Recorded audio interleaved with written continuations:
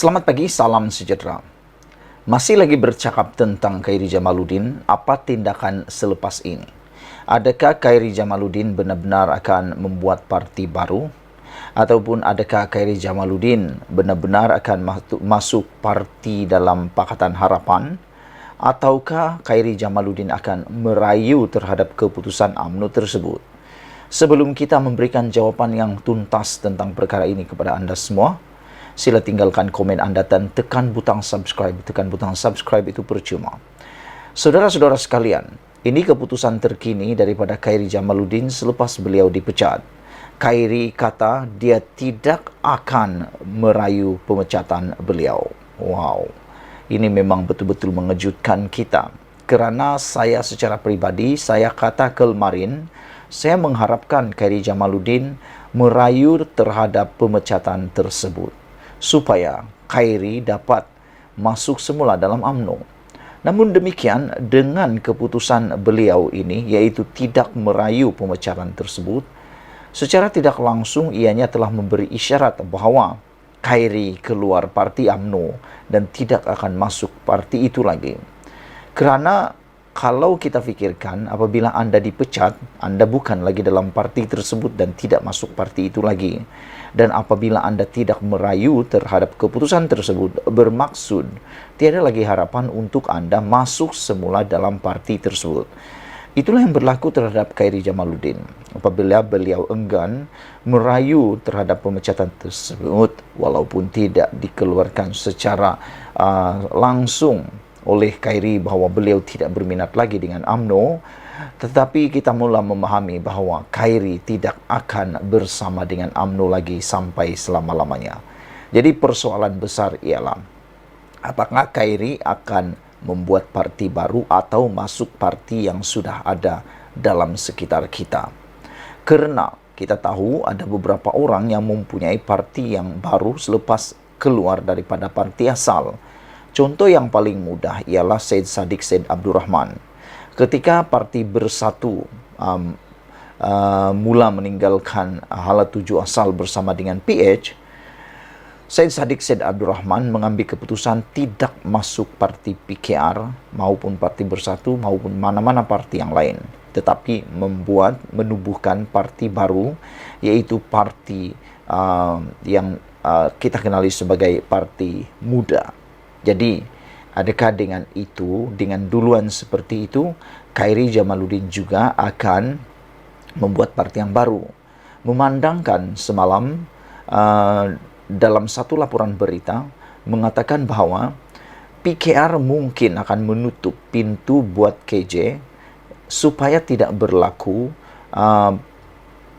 pertindihan ataupun konflik antara parti PKR dengan parti UMNO, supaya tidak akan menjejaskan kestabilan dalam kerajaan perpaduan. Selain daripada itu, mereka kata untuk menghormati persahabatan antara parti ataupun PKR dengan UMNO.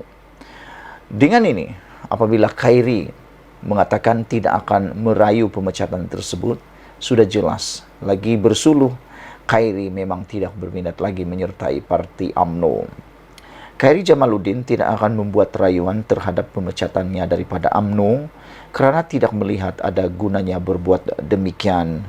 Merayu bermakna merayu terhadap entiti yang sama yang secara unilateral dan secara ringkas telah menghukum saya daripada parti.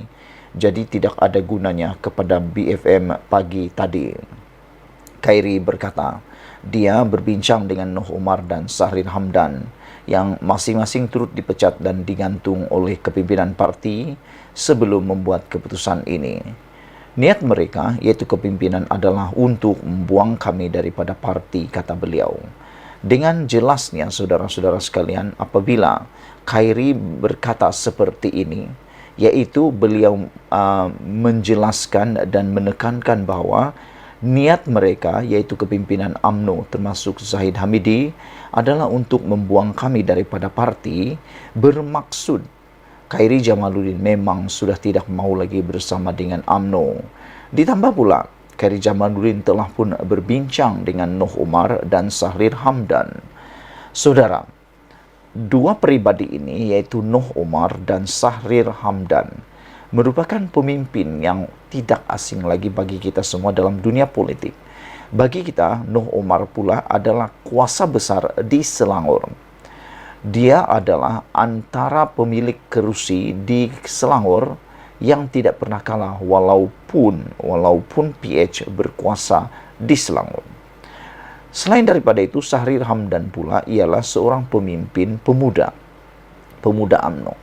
Pasti dan saya yakin ramai akar umbi UMNO, khususnya anak-anak muda, masih setia dengan Sahrir Hamdan, mempunyai pengaruh dan hubung kait dengan Sahrir Hamdan. Ditambah pula dengan kepimpinan Khairi Jamaluddin yang kuat, bukan sekadar di peringkat Ketua Pemuda UMNO, tetapi beliau juga telah beberapa kali menyatakan hasrat untuk menjadi Presiden UMNO. Bahkan dalam pertandingan sebelum pemilihan sebelum ini, Khairi Jamaluddin juga telah pun bertanding atas jawatan Presiden UMNO. Walaupun kalah, tetapi beliau masih mendapat undian. Ini bermaksud Khairi Jamaluddin masih punya peluang untuk membuat parti baru. Saya menjangkakan berdasarkan penelitian sebentar tadi, Khairi Jamaluddin dan Noh Umar bersama dengan Sahrir Hamdan mungkin akan membuat parti baru. Mungkin akan tubuhkan parti baru. Yang menjadi tanda tanya sekarang ini ialah status Hishamuddin Tun Hussein. Karena menurut pemerhatian kita, kalau Hishamuddin Tun Hussein tunduk kepada penggantungan selama 6 tahun ini, beliau akan mereput di dalam UMNO dan tidak akan mendapat apa-apa lagi. Bahkan besar kemungkinan, kita sangat yakin Hishamuddin Tun Hussein tidak akan dicalonkan dalam PRU 16. Dan oleh sebab itulah, buat apa lagi Hishamuddin bersama menunggu di sana. Namun demikian, kita pun belum lihat lagi, mendengar lagi rayuan beliau. Dan kalaulah Hishamuddin Tun Hussein bersetuju bersama dengan Khairi menubuhkan parti baru, ini memang akan menjadi satu tamparan kuat buat Zahid Hamidi.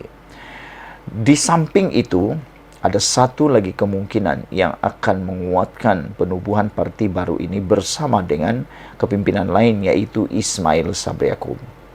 Beberapa hari ini jelas menunjukkan Ismail Sabri Yaakob tidak berpuas hati, tidak menyokong keputusan ahli kepimpinan dalam UMNO untuk membuat tindakan disiplin baru-baru ini.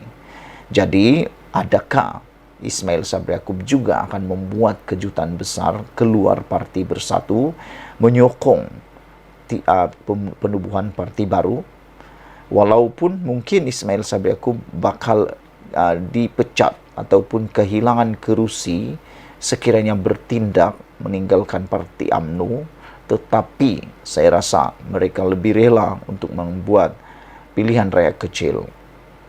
Sekian dulu untuk kali ini. Jangan lupa tinggalkan komen Anda, tekan butang subscribe. Kita jumpa lagi. Bye-bye.